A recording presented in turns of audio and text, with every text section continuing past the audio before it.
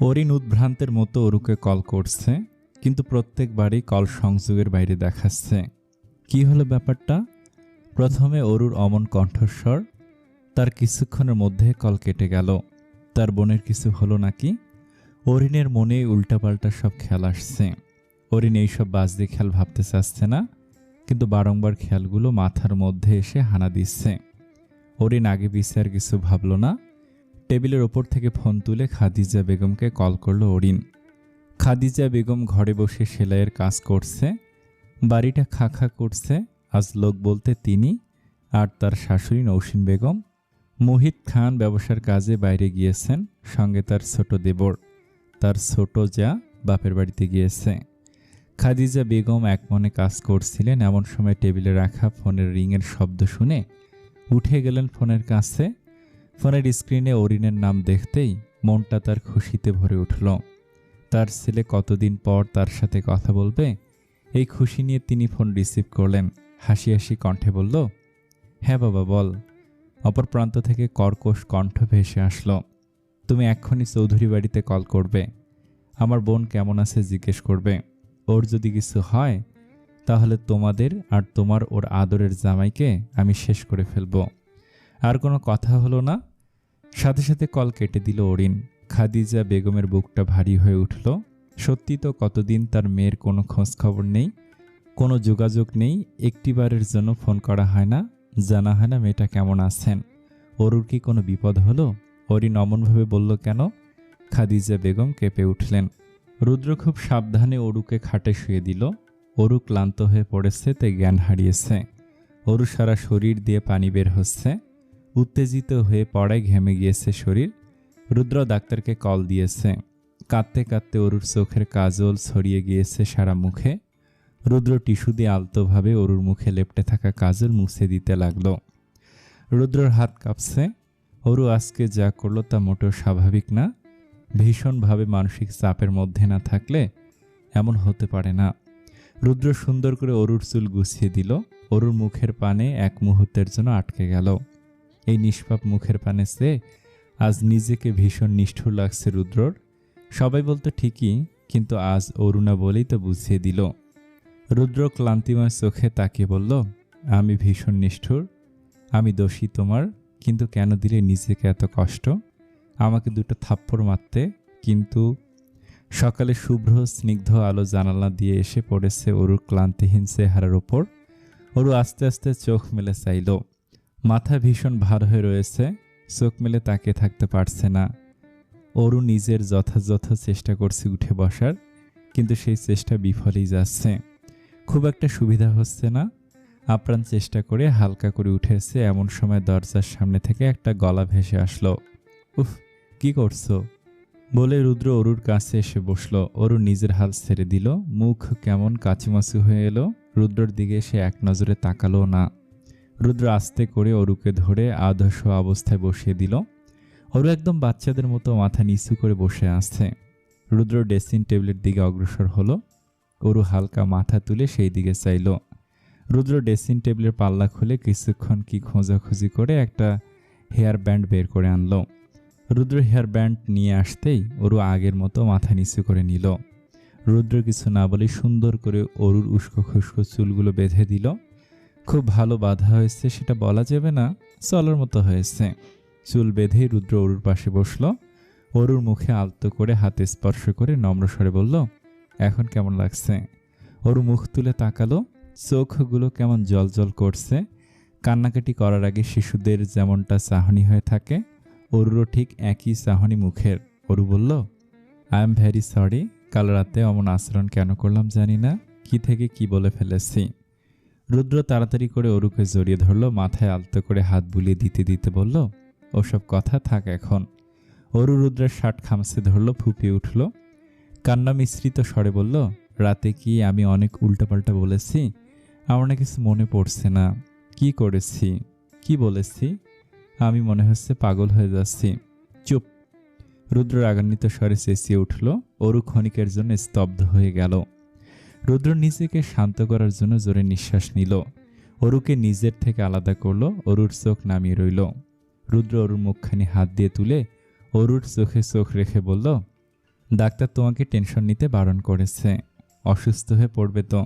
আর দোষ তো আমার উচিত হয়নি তোমার ভাইয়ের সাথে ঝগড়া করার। তার উপরে তোমার পরিবারের সাথে তোমার যোগাযোগ বন্ধ করে দিয়েছি। তোমার মানসিকতা আমার বোঝা উচিত ছিল। রুদ্র কথাগুলো বলে অরুর কোমল হাত নিজের হাতের তালুর উপর তুলে তাতে চুমু দিল। অরু ঠোঁট উল্টে বলল, কিন্তু কালকে আমি একটু বেশি ওভার রিয়েক্ট করে ফেলেছি, তাই না? সত্যি করে বলুন তো, আমি কি অনেক উল্টাপাল্টা কথা বলেছি?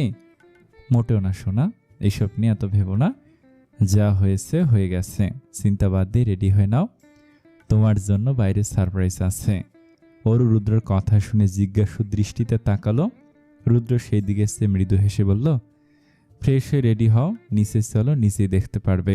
অরু আরও কিছু বলতে যাবে, রুদ্র সঙ্গে সঙ্গে অরুর ঠোঁটের উপর আঙুল দিয়ে বলল, নিজে থেকে রেডি হতে পারবে তো? অরু রুদ্রের কথা শুনে কটমট করে তাকালো। রুদ্র মুখ টিপে হাসলো। অরু আর কথা বলল না। অরু রুদ্রের কথা শুনে কটমট করে তাকালো। রুদ্র মুখ টিপে হাসলো। অরু আর কথা বাড়ালো না। অরু হঠাৎ থমকে গেল। কিছু একটা উপলব্ধি করতে পেরেছে, এমনভাবে চমকে উঠল। নিজের দিকে ভালো করে তাকালো। অরু রুদ্রের দিকে চমকে উঠে তাকালো আর বলল, আমার জামা কে চেঞ্জ করে দিয়েছে? রুদ্র আগের থেকে অরুর দিকে তাকিয়েছিল। অরুর কথা শুনে ঠোঁট কামড়ে হেসে বলল, এটা ভালো খেলা আছে তো। রুদ্রের কথা শুনে অরু তেলে বেগুনে জ্বলে উঠল। পাশের থেকে বালিশ নিয়ে রুদ্রের দিকে ছুঁড়ে মারল। রুদ্র সঙ্গে সঙ্গে বালিশটা ক্যাচ করে নিল।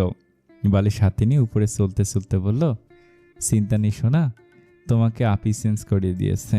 তুমি ঘেমে গিয়েছিলে, তাই ডাক্তার আঙ্কেল বলেছিল চেঞ্জ করে দিতে। ও তো ঠিক আছে, আমি হলে খুশি হতে না সোনা? শাট আপ, সরেন এখান থেকে, বলে উঠে দাঁড়ালো অরু। রুদ্র পাশে সরে দাঁড়ালো, মুখ টিপে হাসতে হাসতে বলল, যেমন ভাই তেমন বোন। কি বললেন? ঘাড় ঘুরিয়ে রুদ্রের নিকট কটমট করে তাকালো। অরুর তাকানো দেখে রুদ্র ভয় পাওয়ার মতো ভান করে বলল, কি বলবো? কিছু বলেনি তো, বলেই ঘরের ভেতর থেকে বেরিয়ে গেল রুদ্র। অরু সেই দিকে তাকিয়ে হাসলো। অরু আস্তে আস্তে ওয়াশরুমের দিকে গেল। অরু ফ্রেশ হয়ে নিচে নেমে আসলো। অরু নিচে নেমে চমকে উঠল। লিভিং রুমে অরিন আর খাদিজা বেগম বসে আছেন। তাদের দেখে প্রায় লাফিয়ে উঠল। অরিনও বোনকে দেখে উঠে এসে অরুকে জড়িয়ে ধরল। অরুও শক্ত করে জড়িয়ে ধরল। পাশে এসে খাদিজা বেগম দাঁড়ালেন। মেয়েকে দেখে তিনি কেঁদে ফেললেন। হঠাৎ পেছন থেকে, আস্তে, আমার বউটা দম বন্ধ হয়ে মরে যাবে। রুদ্রের কণ্ঠস্বর ভেসে আসতে অরিন মুখ তুলে তাকালো সামনে। রুদ্র বেশ খানিকটা দূরে দাঁড়িয়ে আছে। অরিন অরুকে নিজের থেকে সরিয়ে চল শক্ত করে চেয়ে রইল। অরু দুইজনের দিকে তাকিয়ে মায়ের দিকে তাকালো। মায়ের মুখও শুকিয়ে গেছে। অরু দুইজনকে পাত্তা না দিয়ে মাকে জড়িয়ে ধরল। রুদ্র অরিনের সামনাসামনি এসে দাঁড়ালো। একে অপরের দিকে তীক্ষ্ণ দৃষ্টিতে চেয়ে রয়েছে। অরু দুইজনের মাঝখানে এসে দাঁড়িয়ে দুইজনকে হাত দিয়ে সরিয়ে দিল। অরিন আর রুদ্র অরুর দিকে তাকিয়ে রইল। অরু দীর্ঘশ্বাস নিয়ে বলল, খবরদার, আর কোনো ঝগড়া নয়। দরকার পড়লে দুইজন দুইজনের থেকে 700 গজ দূরে থাকবেন। রুদ্র অবাক হয়ে জিজ্ঞেস করল, 700 গজ কেন? কেন? অরিনও তালে তাল মিলিয়ে বলল। অরু দুইজনের দিকে তাকিয়ে কিছুক্ষণ চুপ থেকে বলল, আরে মাথায় 700 সংখ্যা এসেছে, তাই ওইটাই বলে দিয়েছি। সংখ্যায় যাচ্ছেন কেন? আমার মনের অনুভূতি ধরেন। ও আচ্ছা, বলল Arin. I have a objection, বলে উঠল রুদ্র। কি? তুমি যে বললে 700 গজ দূরে থাকতে, সেটা তো সম্ভব না। আমি তো তোমার সাথে থাকবো ফর শিওর, এবং তোমার ভাইও তোমার সাথেই থাকবে, এটাও ফর শিওর। তাহলে আমরা রুলসে কেমন ফলো করব? অরু ভুরু কুঁচকে তাকালো দুইজনের দিকে। খাদিজা বেগম ছেলে মেয়ে আর জামের কাজকর্ম দেখে হাঁপিয়ে উঠেছে। তিনি এইসবের দিকে পাত্তা না দিয়ে সোফায় যেয়ে বসলো।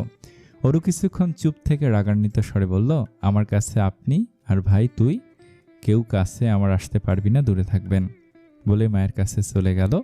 রুদ্র অরিন একে অপরকে রাগান্বিত চোখে তাকালো। দুপুরে সবাই একসঙ্গে লাঞ্চ করতে বসেছে। সকাল থেকে দুপুর পর্যন্ত অরিন আর রুদ্র একে অপর থেকে দূরে ছিল এবং কেউই অরুর কাছে এসে বসেনি। কিন্তু এখন খাবার টেবিলে রুদ্র আর অরিন মুখোমুখি বসেছে। অরু বারবার করে বলে দিয়েছে ঝগড়া না করতে। সেই কথা মেনেই রুদ্র অরিন কেউ কারোর দিকে তাকাচ্ছে না। আমি যদি এদের আগের মতো বন্ধু না করতে পারি, তাহলে আমার নামও অরুণিমা না। রুদ্র আর অরিনের দিকে চোখ বুলিয়ে মনে মনে বিড়বিড় করলো অরু। রাতে যখন ফোন দিয়ে শুনি তুই অসুস্থ হয়ে পড়েছিস, আমি আর থাকতে না পেরে চলে আসলাম। তোর বাবা তো যশোরের বাইরে ছিলেন না, তাই তিনি আসতে পারেননি। অরিন আসে সাথে। দুপুরে খাওয়ার পর মা মেয়ে ওর রুমে বসে কথা বলছেন। ভীষণ চিন্তা কাজ করছিল যতক্ষণ তোকে নিজের চোখে না দেখছি। উফ মা, এত চিন্তার কি আছে? সব মানুষেরা একটু আধটু অসুস্থ হয়ে থাকে। মাকে সান্ত্বনা দেওয়ার স্বরে বলল অরু। খাদিজা বেগম মেয়ের গালে হাত বুলিয়ে শুকনো হেসে বলল, সেটা ভাবার মতো পরিস্থিতি ছিল না।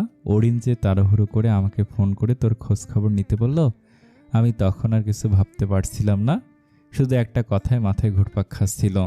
কি জানার উৎকণ্ঠা গলায় মিশিয়ে জিজ্ঞেস করলো অরু। যদি তোর কিছু হয়ে যায় তাহলে আমিও আর বাঁচব না মা। সঙ্গে সঙ্গে মায়ের ঠোঁটে হাত উঠে আসলো অরুর। চাহনি ভয়ার্ত হয়ে গেছে। খাদিজা বেগম মেয়ের হাত সরিয়ে মৃদু হেসে বলল, কিন্তু এখন আর সেই চিন্তা মাথায় আসছে না। তোকে সুস্থ সবল দেখে আমি শান্তি পেলাম। আরেকটি ব্যাপার জেনেও মনে অনেক শান্তি লেগেছে। অরু মায়ের কথা শুনে চোখ দিয়ে ইশারা করলো। খাদিজা বেগম আবার বললেন, রুদ্র তোকে বউ হিসেবে মেনে নিয়েছে। ভীষণ ভয় লাগতো রাতে, দুঃস্বপ্ন দেখতাম যদি রুদ্র তোকে বউ হিসেবে না মানে। কিন্তু এখন দেখে বুঝেছি রুদ্র তোর যথেষ্ট যত্ন নেয়, তোর প্রতি যত্নশীল। আমি কি ঠিক বলেছি অরু? মায়ের কথার প্রশ্ন শুনে অরুর মুখে হালকা লালচে হয়ে উঠল। অপলক চোখে মায়ের দিকে বেশ কিছুক্ষণ তাকিয়ে রইল নিশ্চুপ হয়ে। মাকে উত্তর কিভাবে দিবে? লোকটা তাকে শুধু যত্নই করে না, অসম্ভব ভালোবাসে। খাদিজা বেগম যেন মেয়ের দৃষ্টি পড়তে পারলেন। পুনরায় মৃদু হেসে বলল, থাক, আর কিছু বলতে হবে না। অরু হেসে ফেলল, মনে মনে ভাবল, সত্যি লোকটা আমাকে কোথাও শান্তি দিবে না, এখানে নয়, তারপরও যে আমার জন্য হেনস্থা হতে হচ্ছে। উফ, কি কপাল রে, স্বামী পাইছি আমি। রুদ্র বাড়ির পিছনে বাগানে এসে বসেছে। এইদিকে তার সচরাচর আসা হয় না। যদিও হতো না, হয়তো যদি না অরু আর অরুর মা তার রুম দখল করে না বসত। নিজের শাশুড়ির বিষয়ে এমন ভাবা মোটেও রুদ্রকে শোভা দেয়। কিন্তু সকাল থেকে একটাবারের জন্য অরুর সাথে ঠিকভাবে কথা বলতে পারেনি। এই জন্যই মেজাজ একটু বিগড়ে রয়েছে। সিগারেটের প্যাকেটের থেকে একটা সিগারেট তুলে নিয়ে লাইটার দিয়ে জ্বালালো। সকাল থেকে বেশ কয়েকটা খাওয়া হয়ে গেছে রুদ্রর, অবসর সময় কাটানোর জন্য। জ্বলন্ত সিগারেট মুখে দিয়ে একটান দিয়েছে, এমন সময় এসে হাজির হলো অরিন। অরিনের কঠিন চাহনি রুদ্রের ওপর। অরিনকে দেখে প্রথমে একটু অবাক হলেও এখন নিজেকে সামলিয়ে বলল, কি শালাবাবু, নিজের বোনের তৈরি রুলসটা না হয় না মানতে পারলে, কিন্তু আমার বউয়ের তৈরি রুলসটা ভেঙে ফেললে। এরকমভাবে আমার বউ অসম্মান করা হলো। That is not fair. ফালতু কথা বন্ধ করবি, আসল কথায় আয়। রুদ্র অরিনের কথা শুনে উঠে দাঁড়ালো। অরিনের একদম মুখোমুখি এসে দাঁড়ালো। দুজনের দৃষ্টি দুজনের দিকে। রুদ্র বড় নিঃশ্বাস ছেড়ে বলল, কেমন আসল কথা শুনি? আমার বোন অসুস্থ হয়ে পড়লো কিভাবে? I want to know that truth. Truth তো তোকে বলা হয়েছে। ডাক্তার বলেছে বেশি টেন্স আর হাইপার হয়েই পড়েই সেন্সলেস হয়ে পড়েছিল অরু। স্বাভাবিকভাবে উত্তর দিল রুদ্র, কিন্তু রুদ্রের উত্তরে চিরে ভেজেনি সেটা অরিনের চাহনিতে স্পষ্ট প্রকাশ পেল। অরিন কঠিন কণ্ঠে বলল, হাইপার হয়েছে কেন এবং কার জন্য আমি সেটা জানতে চাইছি।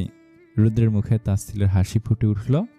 সোয়াল শক্ত করে বলল, তুই কি আমার থেকে শুনতে চাচ্ছিস? আমি শুনতে চাচ্ছি না, আমি জানি তোর জন্য আমার বোন অসুস্থ হয়ে পড়েছিল। তোর জন্য হতে পারে শালাবাবু। অরিনের চোখ জ্বলে উঠল। রুদ্র শার্টের কলার চেপে ধরল, দাঁতে দাঁত চেপে বলল, আমার বোনের কিছু হলে আই উইল কিল ইউ। রুদ্রর চাহনি তখনও শান্ত। আস্তে করে অরিনের দুই হাত নিজ শার্টের কলার থেকে নামিয়ে ধরল। স্বাভাবিকভাবেই বলল, আনফর্চুনেটলি তুমি সেই সুযোগটা পাবেও না। আমি কথা দিচ্ছি আমার বউয়ের কিছু হবে না, একটা ছোট আঘাতও ওকে ছুঁয়ে যেতে পারবে না। সো ওই স্বপ্ন দেখা বন্ধ কর। দুইজন দুজনের দিকে তাকিয়ে রইল প্রতিবাদের জন্য। এইবার কিছু রইল না অরিনের কাছে। পরিবেশের নিস্তব্ধতা তাদেরকেও বাকরুদ্ধ করে তুলল। অনেক সময় হয়ে গেছে অরু, রুদ্র আর অরিনকে দেখছে না। বাড়ির এক চক্কর লাগিয়েছে, কিন্তু কোথাও নেই। বাড়ির সবার কাছে মোটামুটি জিজ্ঞেস করা হয়ে গেছে দুইজনের বিষয়ে, কিন্তু কেউ কিছু বলতে পারেনি। অরুর চিন্তা হচ্ছে প্রচুর দুইজনকে নিয়ে। আবার যদি একসাথে হয়ে ঝগড়া শুরু করে দেয়, আর যদি ঝগড়ার হাতাহাতিতে উঠে আসে, তাহলে এইসব ভেবে অরুর পরাণ কেঁপে উঠছে। দম বন্ধকর পরিস্থিতি। অরু লম্বা শ্বাস নিয়ে বাড়ির 2 তলার পিছনের বড় ব্যালকনিতে এসে দাঁড়ালো অরু। বাড়ির এই সাইডে ব্যালকনির থেকে ভিউ দারুণ। গাছপালা দিয়ে ভরপুর, নানান ফুল গাছ রয়েছে। গরমের সময় এখানে এসে দাঁড়ালে মন প্রাণ শরীর জুড়িয়ে যায়। অরু চারপাশে চোখ বুলিয়ে নিচে তাকালো। সঙ্গে সঙ্গে অরুর দৃষ্টি স্থির হয়ে গেল। রুদ্র আর অরিন দুইজনকে স্পষ্ট দেখা যাচ্ছে। দুইজনের চোখে দুইজনের প্রতি রাগান্বিত চাহনি, শত্রুতার দৃষ্টিতে চোখ এড়িয়ে গেল না অরুর। তাদের ভিতরে কোনো ব্যাপারটা নিয়ে কথা বলছে। অরুর বুঝতে দেরি লাগলো না ব্যাপারের বিষয়ে। স্বয়ং সে অরু দুজনকে ডাকতে চেয়েও থেমে গেল। সোজা হয়ে দাঁড়ালো, মুখে রহস্যময় হাসি ফুটে বলল, রুদ্র আর অরিন দুইজনে একে অপরের দিকে মুখ ফিরিয়ে রয়েছে। তাই বলে যে দূরত্ব কমে তা না, আগের মতোই একই স্থানে দাঁড়িয়ে আছে দুজনে। শুধুমাত্র কথাই থেমেছে, মাঝে মাঝে দুজন দুজনের কঠোর দৃষ্টিতে একে অপরের ওপর পেলে বুঝিয়ে দিচ্ছে কেউ কারো থেকে কম নয়।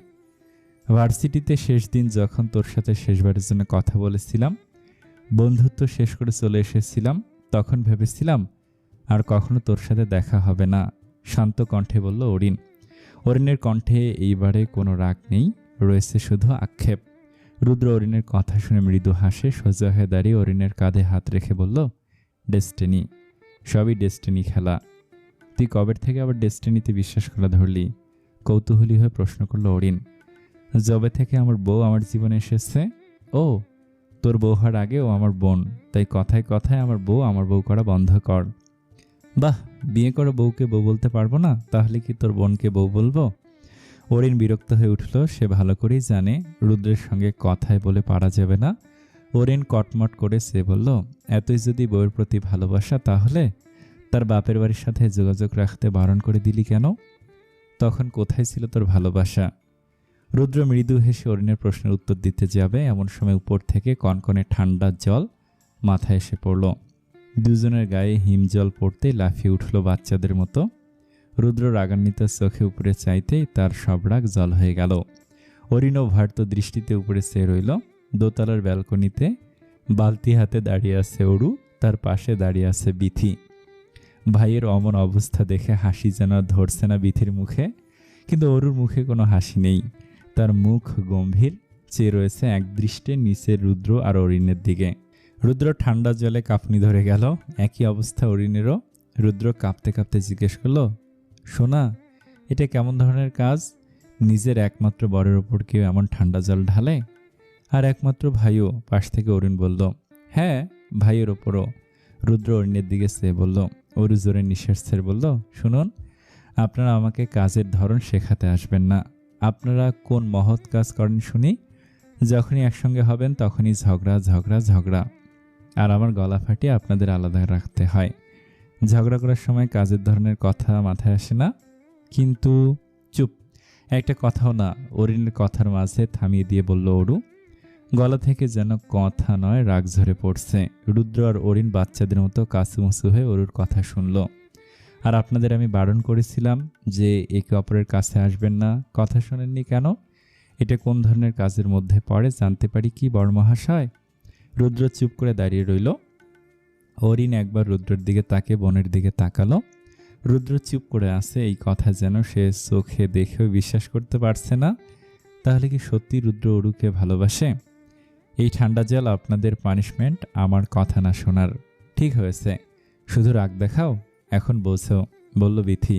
রুদ্র কটমট করে চাইল বিথির দিকে। সঙ্গে সঙ্গে বিথির হাসি থেমে গেল। বিথি একদম অরুর গা ঘেঁষে দাঁড়ালো। অরু ব্যাপারটা বুঝে রুদ্রের দিকে তাকালো। অরুর তাকাতে দেখে রুদ্র চোখ নেমে আসলো মাটিতে। হাসি তাওয়াল দিয়ে মাথা মুছতে মুছতে এই নিয়ে 5 বার হাসি দিল। অরু রুদ্রের সামনে হাত ভাঁজ করে দাঁড়িয়ে আছে। চেহারায় অনুশোচনার চাহনি ফুটে রয়েছে। নিজে টাওয়াল দিয়ে রুদ্রের মাথা মোছাতে গিয়েছিল, রুদ্র সরিয়ে দিয়েছে।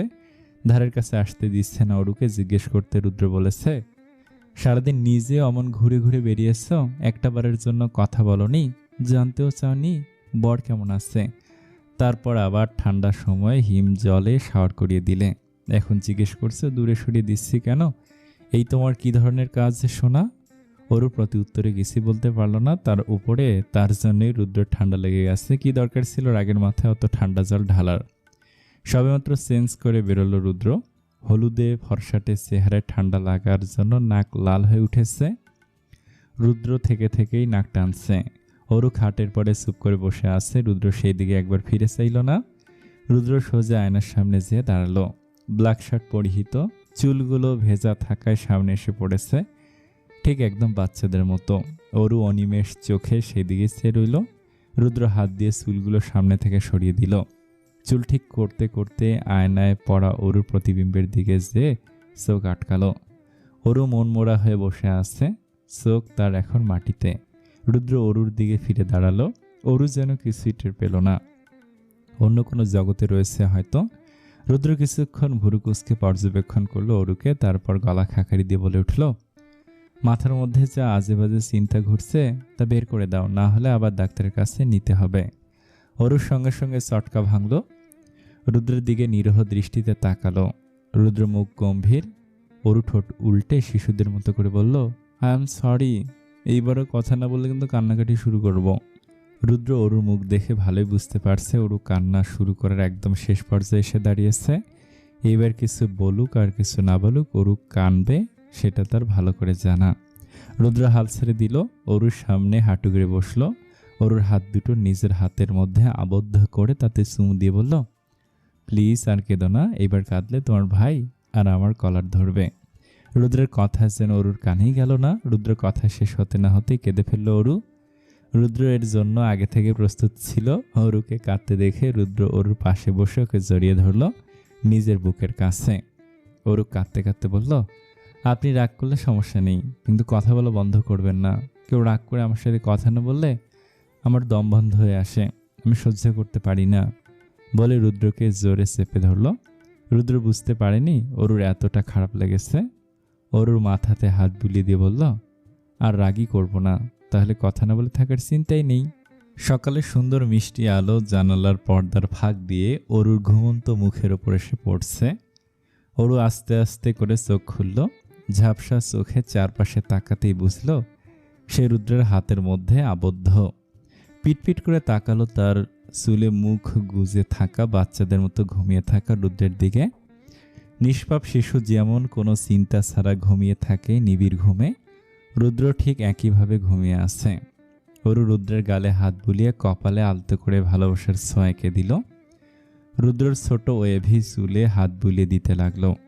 আজ যেন বিছানা ছেড়ে উঠতে ইচ্ছে করছে না অরুর, শুয়ে থাকতে মন চাচ্ছে রুদ্রর কাছে। অরু নিজের ঠোঁট কামড়ে মিটমিট করে হাসল। সকাল সকাল উঠতে মাথায় উল্টাপাল্টা চিন্তা ঘুরঘুর করছে। অরু না উঠে রুদ্রকে আরো জোরে জড়িয়ে ধরে বুকের মধ্যে গুজল। রুদ্রের প্রত্যেকটা হৃদস্পন্দনে যে অরু তার নিজের নামও শুনতে পারছে। হঠাৎ অরু টের পেল ওকে আরো জড়িয়ে নিজের সাথে জড়িয়ে নিচ্ছে রুদ্র।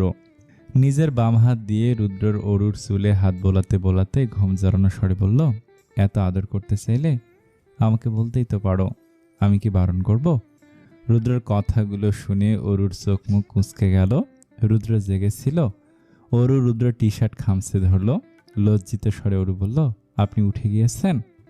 রুদ্রের যেন কোনো হেলদোল নেই, আগের মতোই জড়ানো স্বরে উত্তর দিল, অনেক আগে সোনা, তোমার উষ্ণ ছোঁয়ায় আমার ঘুম ভেঙে দিল সোনা। এরকম আদর তো প্রতিদিন সকালে করতে পারো, সকাল সার্থক হয়ে যায়। দয়া করেন আর লজ্জা দিবেন না। ইস, এত আবার লজ্জাপট কি আছে সোনা, ভালো কথাই তো বলেছি। অরু নিজেকে রুদ্রের কবল থেকে ছাড়ানোর চেষ্টা করছে আপ্রাণ, কিন্তু রুদ্রের জোরের সামনে অরুর চিন্তা সামান্য হয়ে পড়ছে। অরু দাঁতে দাঁত চেপে বলল, আপনার বুঝতে হবে না, এতে লজ্জার কি আছে, আপনি আমাকে ছাড়ুন। রুদ্র যেন অরুর কথার অর্থ বিপরীতভাবে শুনল। রুদ্র আর অরু শক্ত করে নিজের শরীরের সঙ্গে মিশিয়ে নিল। অরু ক্লান্ত হয়ে পড়ল, ভালোভাবেই বুঝল রুদ্রের কাছে সে পেরে উঠবে না। অরু দীর্ঘশ্বাস ছেড়ে বলল, আপনি যেহেতু ছাড়বেন না তাহলে আর জোরও করছি না, আপনাকে একটা কথা বলার আছে। রুদ্র নিজের হাতের বাহু হালকা করল। সে দেখল অরুর দিকে। অরু নিজের আঙ্গুলের নখ খুঁটতে লাগলো। রুদ্র ভুরু কুঁচকে বলল, কি কথা বলবে? অরু রুদ্রের কথা শুনে তার দিকে চাইল। চোখ পিটপিট করতে লাগলো।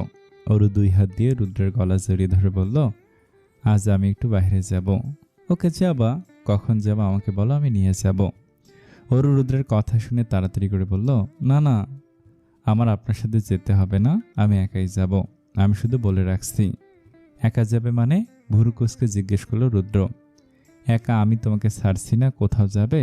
আবার জিজ্ঞেস করলো রুদ্র। অরু কিছুক্ষণ চুপ থেকে একটু ইতস্তত বোধ করে বলল, আসলে আমি তানিয়ার বাড়ি যাব। বেশ কয়েকদিন ওর সাথে দেখা হয় না, বেচারি আমার ওপর ভীষণ রেগে রয়েছে। রুদ্র মাথা নাড়িয়ে বুঝেছে এমন ভান করে জিজ্ঞেস করলো, তো আমি সাথে গেলে কি সমস্যা? কোনো সমস্যা নেই, কিন্তু বেচারি আপনাকে আমার সাথে দেখলে অতটা ফ্রি হতে পারবে না। আর আমি শুধু একাই যাব, আসার সময় আপনাকে জানিয়ে দেব। কিভাবে জানাবে? ফোন কোথায় তোমার? তানিয়ার ফোন দিয়ে জানিয়ে দেব। আপনার নাম্বার আমার মুখস্থ আছে। ইতস্তত করে বলল। কথাগুলো বলে পিট পিট করে চেয়ে রইল রুদ্রর দিকে। রুদ্রকে দেখে বোঝা যাচ্ছে ওর কথাগুলোতে তার মন নরম হয়নি। ওর ঠোঁট উল্টে পাল্টে বলল, আপনার বিশ্বাস না হলে আমি এক্ষুনি আপনার নাম্বার মুখস্থ বলবো? রুদ্র তখন ওর দিকে একই নজরে তাকিয়ে আছে। চোয়াল শক্ত হয়ে গেছে। ওরু আস্তে করে ঢোক গিলল।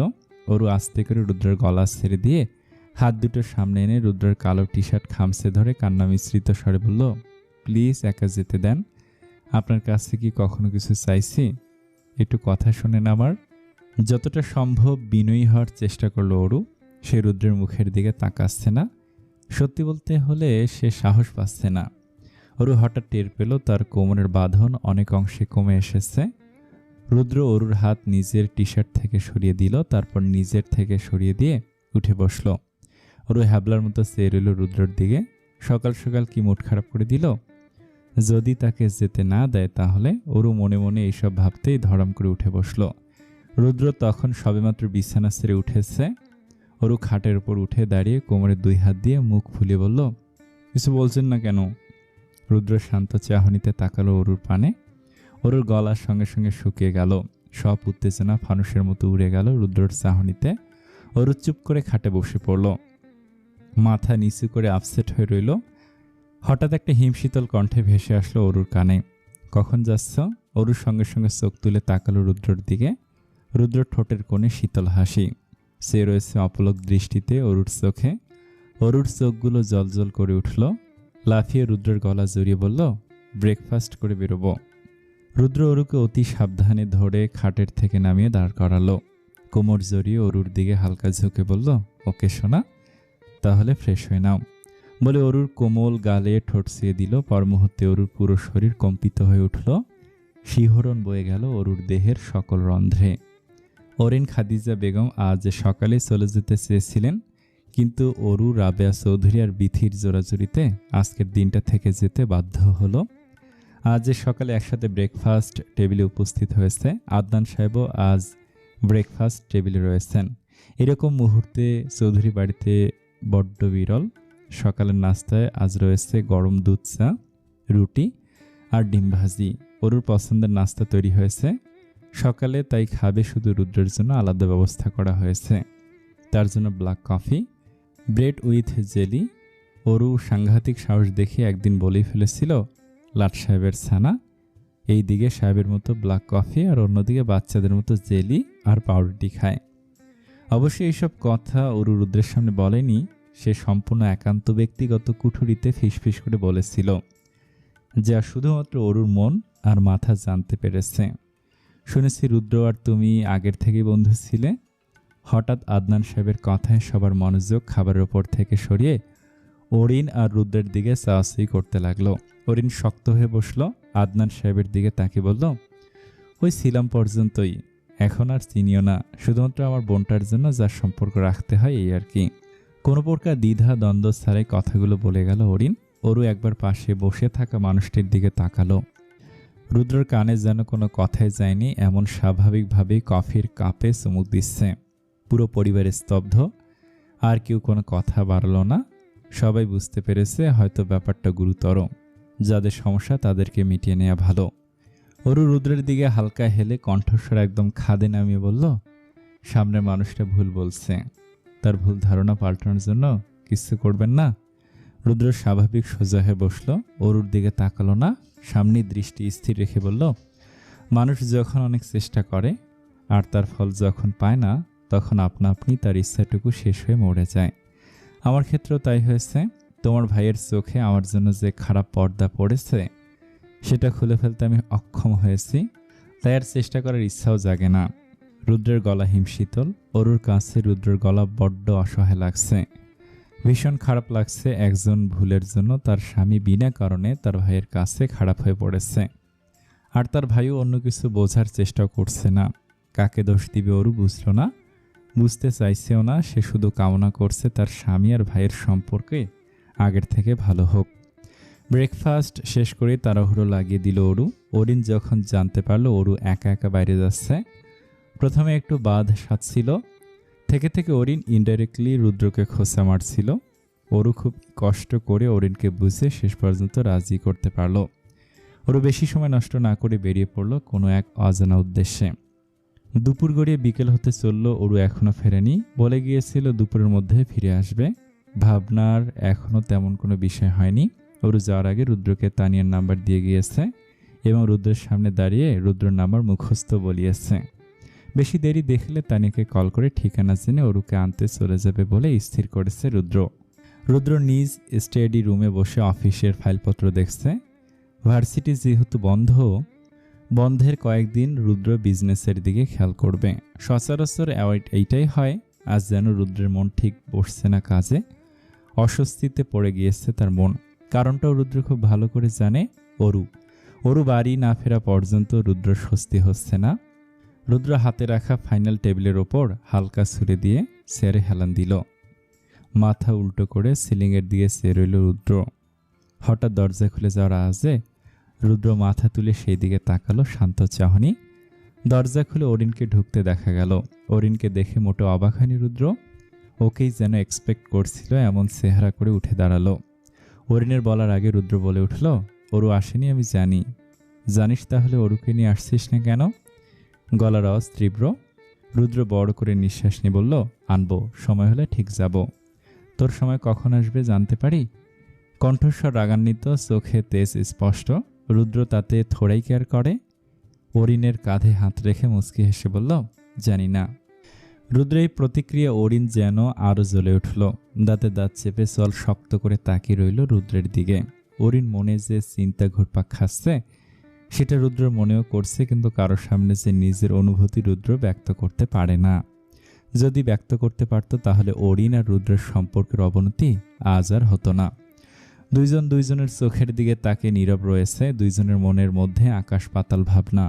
হঠাৎ রুদ্রর ফোনের রিং বাজতেই দুইজনের নীরবতার অবসান ঘটল। রুদ্র টেবিলের ওপর থেকে ফোন তুলে স্ক্রিনে ভেসে আসা নাম চোখে পড়তে কিছুক্ষণের জন্য স্তব্ধ হয়ে গেল। অরিন শান্ত কণ্ঠে বলল, কে ফোন করেছে? অরু। রুদ্র ফোনের স্ক্রিনের দিক থেকে চোখ না সরিয়ে মাথা নাড়াল না। ধীর কণ্ঠে বলল, তুলিকা। অরিনের চোখের চাহনি মুহূর্তে পাল্টে গেল। বিস্মিত দৃষ্টিতে তাকিয়ে রইল। রুদ্র আর কিছু না বলেই ফোন কল রিসিভ করলো। কানে লাগিয়ে হ্যালো বলতে যাবে, তুলিকা নয়, কিন্তু চেনা মানুষের স্বর পেতেই আবারও থমকে গেল। ফোন কলে অরু। রুদ্র আস্তে করে বলল, অরু তুমি তুলিকার সাথে? এই কথা অরিনের কর্ণপাত হতেই যেন আরও বেশি অবাক হলো। তুমি কোথায় এখন? প্রশ্ন করল রুদ্র। হাসপাতালে। মানে কি হয়েছে? তুমি কি অসুস্থ হয়ে পড়েছ? আচ্ছা আমরা এক্ষুনি আসছি বলে কল কাটল রুদ্র। অরিন তাড়াহুড়ো করে বলল, কি হয়েছে আমার বোনের? ও তুলির সাথে কেন? আর হসপিটালে কেন? রুদ্র অরিনের দিকে তাকিয়ে বলল, সেটা আমিও জানি না। হাসপাতালে ঠিকানা দিয়ে সেখানে গিয়ে দেখলে বুঝতে পারবো। চল এখন বলে রুদ্র অরিনের হাত ধরে নিয়ে বাড়ি থেকে বেরোলো। দুজনকে একসাথে বেরোতে দেখে বাড়ির সবাই প্রায় অবাক হয়েছে। একে অপরের মুখের চাওয়াচাই করলো অনেকক্ষণ। হাসপাতালে যে অরুকে খুঁজে পেতে বেশি একটা বেগ পেতে হলো না দুজনের। রিসিপশনে যে তুলিকার কথা বলতেই রুম নাম্বার জানিয়ে দেওয়া হলো। দোতলায় রুমটা, যেহেতু দোতলায় তাই আর লিফট ইউজ করলো না দুজনে। এতখানিক পথে দুজনের মাঝে বিন্দুমাত্র কথা হয়নি। কেউ কারোর দিকে একবারের জন্য তাকায়নি। 208 নম্বর কেবিনে ঢুকতে অরুকে চেয়ারে বসে থাকতে দেখা গেল, আর তুলিকা আধশোয়া হয়ে আসছে বেডে। অরুর কাছে যেই অরিন জড়িয়ে ধরল অরুকে শক্ত করে। রুদ্র চুপ করে পিছনে দাঁড়িয়ে শুধু চেয়ে রইল। অরিন অরুর মাথায় হাত বুলিয়ে দিতে দিতে বলল, এমন কেউ করে? কত চিন্তায় পড়ে গিয়েছিলাম, খেয়াল আছে? অরু স্বাভাবিকভাবেই বলল, সরি ভাইয়া, আর হবে না। অরিন বোনের কপালে চুমু দিয়ে আবারও জড়িয়ে ধরল। ভাই বোনের এই ভালোবাসায় রুদ্র তৃতীয় ব্যক্তি হয়ে ঢুকতে চায় না কোনোভাবেই। অরিন অরুকে ছেড়ে দিল। অরু পিছনে তাকালো। রুদ্র চুপ করে তাকিয়ে আছে তাদের দিকে। অরু রুদ্রের দিকে এগিয়ে গিয়ে ওকে জড়িয়ে ধরল, বুকে মাথা রাখলো। রুদ্র আলতো করে জড়িয়ে ধরল। অরু ফিসফিস করে বলল, আপনার হৃদযন্ত্র এখনো এত তাড়াতাড়ি চলছে কেন? আমি তো সুস্থ আছি। রুদ্রের যেন প্রাণ ফিরল। শ্বাস প্রশ্বাস তুলনামূলক তাড়াতাড়ি যাচ্ছে। নিজে শান্ত করে বলতো, তুমি বুঝবে না সোনা। অরু হাসলো, মাথা তুলে রুদ্রের মুখের পানে চেয়ে বলল, আই এম সরি, আর হবে না, বলে আবারও আগের মতো জড়িয়ে ধরল। অরিন পাশে দাঁড়িয়ে সবটাই দেখলো। সবটা দেখে এইটুকু উপলব্ধি করতে পারছে তার বোন রুদ্রকে ভীষণ আকারে ভালোবাসে। প্রেমটা যে শুধু একতরফা তা নয়, রুদ্রও ভালোবাসে। তুলিকে কেন্দ্র করে বসে আছে তিনজন। অরিন অপলক দৃষ্টিতে চেয়ে আছে তার পুরনো প্রিয়তমার দিকে। কেমন শুকিয়ে গিয়েছে, চুলগুলো বৃদ্ধি কমে গিয়েছে। তুলিকাও একবার অরিনের দিকে তাকিয়েছিল, কিন্তু বেশিক্ষণ চেয়ে থাকতে পারেনি। আজ তুলি আপু কিছু কথা বলবে ভাইয়া, তুমি মন দিয়ে শুনবে। কোনো রকম ভনিতা না করেই বলল অরু। অরিন ভুরু জোড়ায় কুঁচকে জিজ্ঞেস করলো, মানে আমি বলছি। তুলিকার জলজল করা চোখগুলো এখন রুদ্রের দিকে, রুদ্র চেয়ে রয়েছে অরুর দিকে। অরিনের পুরো পরিবেশ কেমন যেন দম বন্ধ করে আসার মতো লাগছে। আমি অনেকদিন ধরেই তোমাকে খুঁজছিলাম, তোমাকে সত্যিটা জানানোর জন্য। রুদ্রকে ফেলেও তোমার কোনো খবর আমি পাইনি। আমি অনেকদিন ধরেই তোমাকে খুঁজছিলাম, তোমাকে সত্যিটা জানানোর জন্য। রুদ্রকে পেলেও তোমার কোনো খবর আমি পাইনি। আসলে তোমাদের দুজনের মাঝে দূরত্ব আমি মেনে নিতে পারছিলাম না, আমার জন্য তাও। অবাক হয়ে প্রশ্ন করলো অরিন। তুলিকা মাথা নেড়ে বলল, বলছি। আসলে রুদ্রের কোনো দোষী ছিল না, সবই আমি করেছিলাম। এই কথাটা যেন অরিনের কানে বাজতে লাগলো। সে আস্তে করে ঘাড় ঘুরিয়ে রুদ্রের দিকে চাইল। রুদ্র আগের মতো অরুর দিকে চেয়ে আছে। তুলিকার একটা কথাও কি ওর কানে যাচ্ছে? কথা শুরু করার আগে আমি অরিন আর রুদ্র তোমাদের দুজনকেই সরি। গলা অনুতাপের স্বরে স্পষ্ট। তুলিকা কিছুক্ষণের জন্য থামলো, অরিনের দিকে বাচ্চা সুলভ দৃষ্টিতে তাকালো। অরিনের দৃষ্টি আগে থেকেই তুলিকার দিকে ছিল। অরিন মুখভঙ্গি স্পষ্ট বুঝিয়ে দিচ্ছে সে আকস্মিক কিছুর সামনে এসে পড়েছে। মনে মনে অরিন নিজেকে তৈরি করছে সামনে তুলিকা যে কথাগুলো বলবে। তুলিকা ক্লান্ত দৃষ্টিতে অরিনের দিক থেকে চোখ সরিয়ে রুদ্রের দিকে নিক্ষেপ করলো। রুদ্র ভাবলেশীন মুখে বসে রয়েছে। আদৌ তুলিকার অনুশোচনা তার ওপর কোনো প্রভাব ফেলতে পারে কিনা। রুদ্রের এমন আচরণে তুলিকা যেন আরো বেশি ভেঙে পড়ল। চোখের কোণে জল এসে জমা হয়েছে।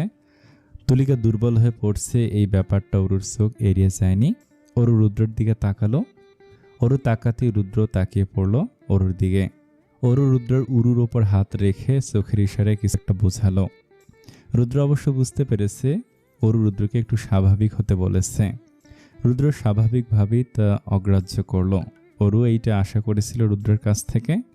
অবশ্যই এমন কারোর জন্য মনে দয়া জমা হওয়ার কথা নয়, যার জন্য জীবনে একজন বন্ধু হারিয়েছে, বিশ্বাসঘাতকতা করেছে।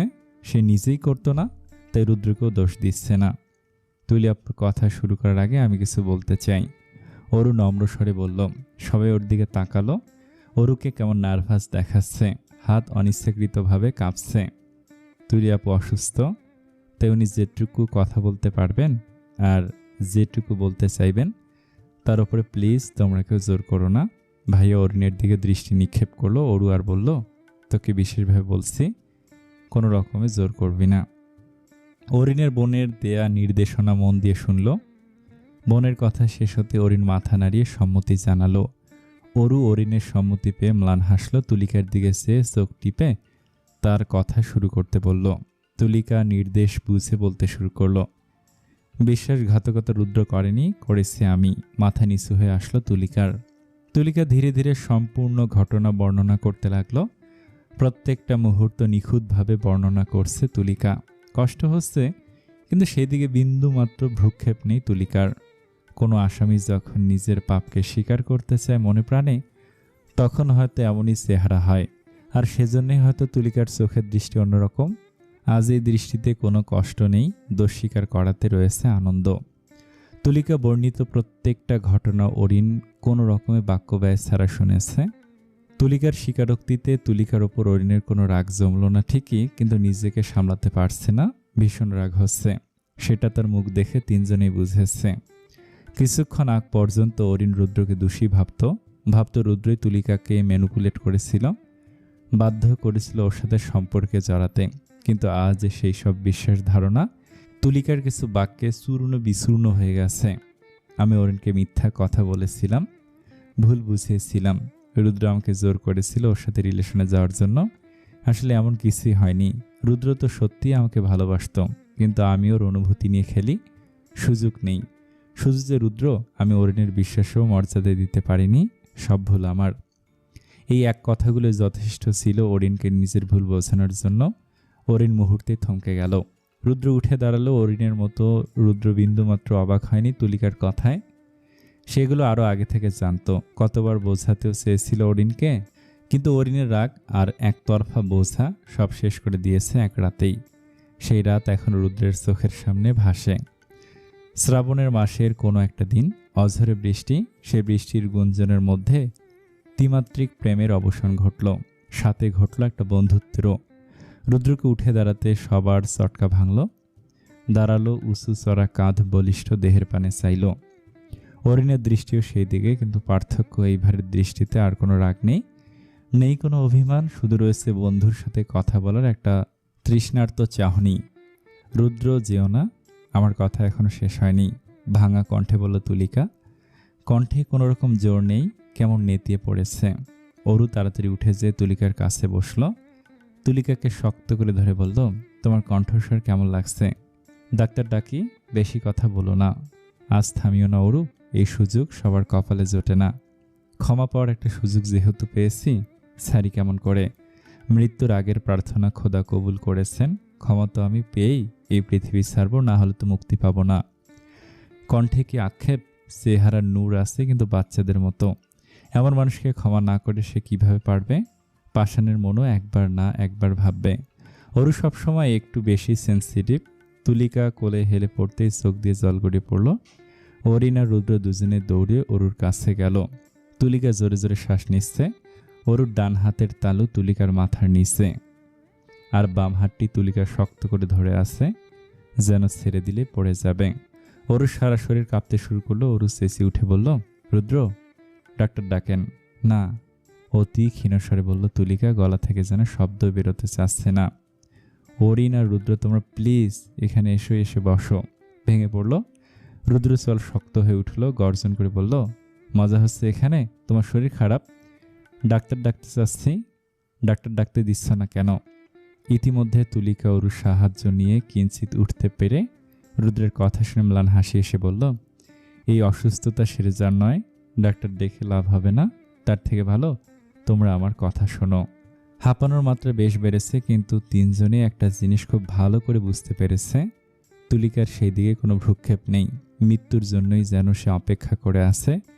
শুধু কাজ এখনও তার অসমাপ্ত, তাই হয়তো ছেড়ে যেতে পারছে না। রুদ্র আর অরিন দুজনে নিকটে যেয়ে দাঁড়ালো। অরু তুলিকাকে ধরে রয়েছে। তুলিকা কিছুক্ষণ সময় নিল পরবর্তী কথা বলার জন্য। একটা দীর্ঘশ্বাস নিয়ে বলতে শুরু করলো, আমার ক্যান্সার আছে, ডাক্তার বলেছেন হাতে বেশি সময় নেই, চিকিৎসা করে লাভ নেই, তাই বলছি এটাই হয়তো আমার শেষ মুহূর্ত, আমার সাথে তোমাদের শেষ দেখা। হয়তো না, আমি জোর দিয়ে বলতে পারি এইটা শেষ দেখা, তাই তোমাদের কাছে আমার শেষ ইচ্ছা পোষণ করছি। বলে থামলো তুলিকা। অরিনের চোখ মুখ কেমন যেন হয়ে গেল। অনুভূতি শূন্য মেয়েটা তার মানে আর থাকবে না এই নিষ্ঠুর পৃথিবী থেকে। কিন্তু কেন? রুদ্র চেহারা আগের মতোই ভাবলেশীন। বোঝা যাচ্ছে না মনের মধ্যে কি চলছে। অরু তুলিকা অসুস্থ সম্পর্কে আগেই জানতো, কিন্তু তখন অতটা খারাপ লাগেনি যতটা এখন। এই মুহূর্তে তুলিকার এমন কথা শুনে অবাক হচ্ছে। তুলিকা দীর্ঘ নিঃশ্বাস নিয়ে বলল, ক্ষমা করে দাও তোমরা, তোমাদের কাছে ক্ষমাটা ভিক্ষা চাচ্ছি। বলে কান্নায় ফেটে পড়ল তুলিকা। আর পারল না নিজেকে শক্ত করে রাখতে। রুদ্র আর অরিন একটিবারের জন্য চোখাচোখি করল। দুজনের দৃষ্টি নরম।